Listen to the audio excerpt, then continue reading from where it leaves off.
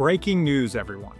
President Trump's new big beautiful tax bill was just approved by the House of Representatives. That means that it's on its way to the Senate for review. In this bill are many provisions that caused people to vote for President Trump back in November and have been eagerly waiting to find out if what he talked about during his campaign actually makes it to legislation.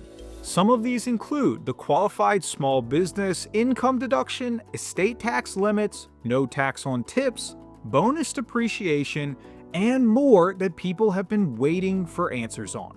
In this video, I'm going to break down for you the 389 pages included in this new piece of legislation. Let's dive in.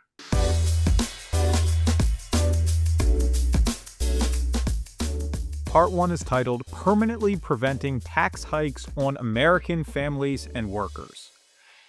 This is talking extensions to the current law. First and foremost, when President Trump was first elected into office, he enacted the 2017 TCJA tax rates. You can see the differences here. These lower tax rates were set to expire January 1st of 2026, along with several other tax-friendly changes. The big beautiful bill aims to permanently extend these lower tax rates. Of course, in Washington, permanent just means until the next administration comes around and proposes to change it, but for right now, we'll take the lower tax rates.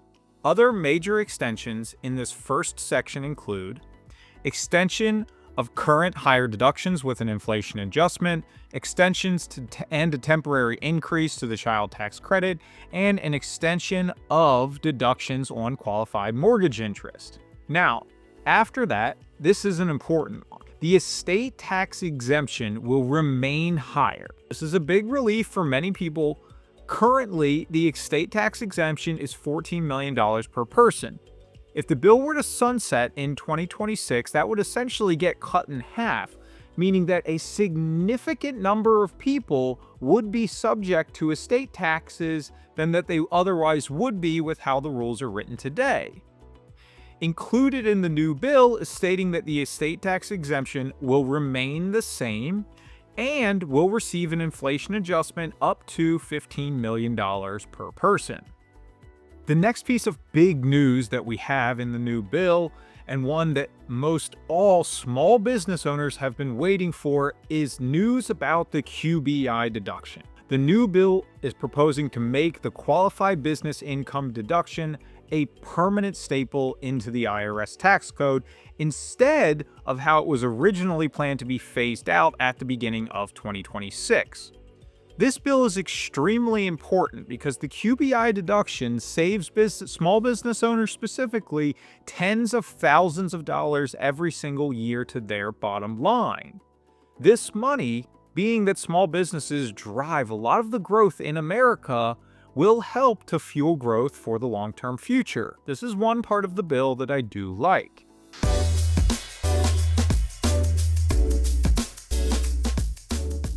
Now, on to part 2. Additional tax relief for American families and workers. So, these are new additions to the bill, things that we don't already have today. Starting with something for seniors. For seniors, the bill adds an additional $4,000 to the already higher standard deduction. Seniors is being defined as individuals age 65 and up earning less than $75,000 filing single or $150,000 filing jointly. So unfortunately, if you're a retiree hoping for an extra bump here and you're earning over $75,000 or $150,000, you won't be eligible for this extra standard deduction. One thing that didn't make it into the bill at all is all the talk about no taxes on Social Security. There's nothing stating specifically that this is a substitute for that, but my guess is once they took a closer look at the impact of no taxes on Social Security, which I discussed in an entirely separate video linked in the description below, they may have come back and said that a bill for lower income earning seniors to add in extra standard deduction might be a better way to go.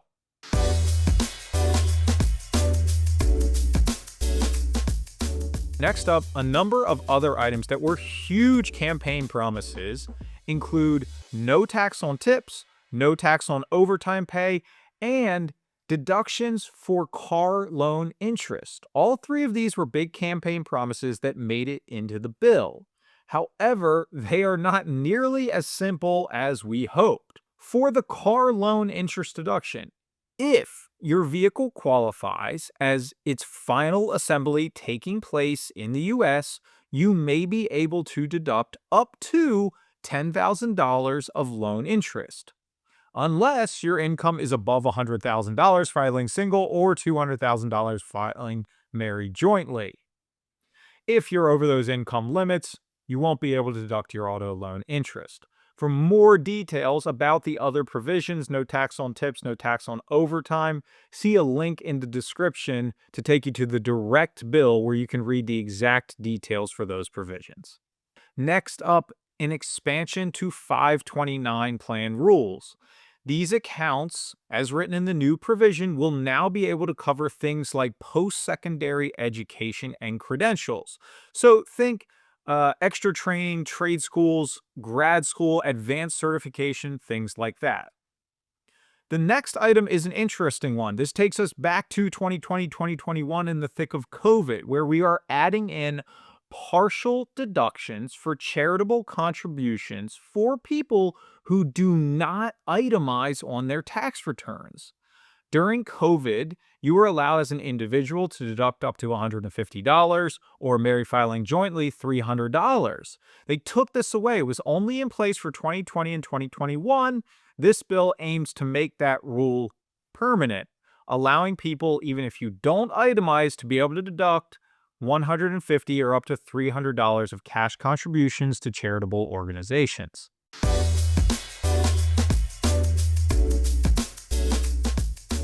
Yes, that's right, and this is very real. MAGA in this context now stands for Money Accounts for Growth Advancement.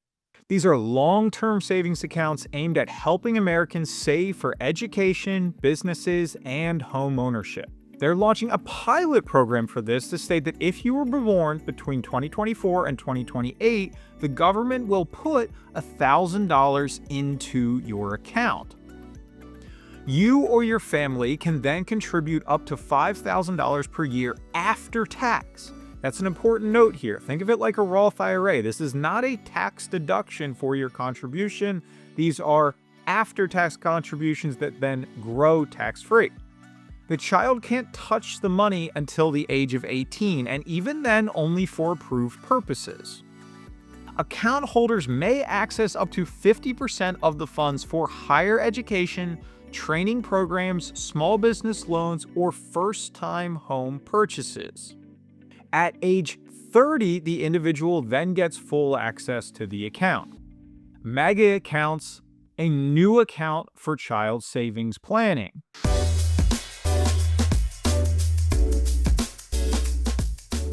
Part 3 of the bill is titled Investing in Health of American Families and Workers. And the best takeaway that I have from this section for the viewers of this channel are the important changes we have for HSAs, health savings accounts. And I'll say I don't necessarily agree with everything inside of this bill, but I think these updates are needed for a large majority of Americans, and most of these, in my opinion, for HSAs are pretty good ideas. Here's what's changing. More insurance plans, including bronze and catastrophic plans, will qualify for HSA contributions. Currently, the least expensive medical plans, or plans with minimal coverage like catastrophic plans, they don't qualify for an HSA. And this never made sense to me. To me, everyone in any type of high deductible plan should be able to put money into an HSA if they want to. HSAs are the single most tax efficient vehicles that exist today. Additionally, you can now use HSA funds to cover things like gym memberships up to $500 a year for an individual or $1,000 per year for a family. Both spouses will be able to make catch-up contributions to the same account, where formerly only one spouse could make catch-up contributions.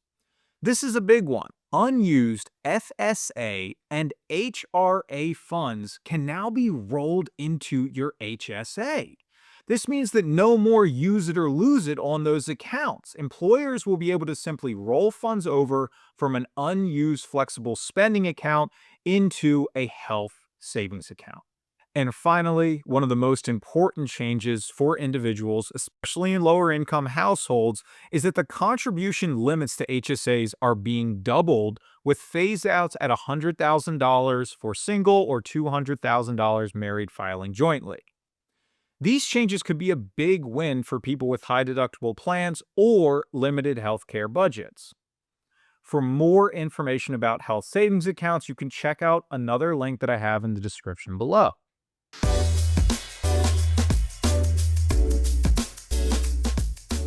On to Subtitle B, Make Rural America and Main Street Grow Again. Extension of the Tax Cuts and Job Act reform for rural America and Main Street. To open up this bill, we have more great news for business owners, and that's the extension and expansion of bonus depreciation rules. So, for those of you who want to write off the entire vehicle in a single year, this bill makes it easier to do so. This is a major shift from the current phase down of 40% in 2025 and 20% in the next year, and so on and so forth. Yes, I know there are loopholes for 6,000-pound vehicles currently, but the updates to this bill make it even easier. For more details about these specific changes, again, check out the link in the description below. Additionally, the very next provision lets businesses fully expense new factories, improvements, production facilities instead of slowly depreciating them over 39 years. This is a big change. These moves are designed to boost local investment, manufacturing, and infrastructure outside of major urban centers.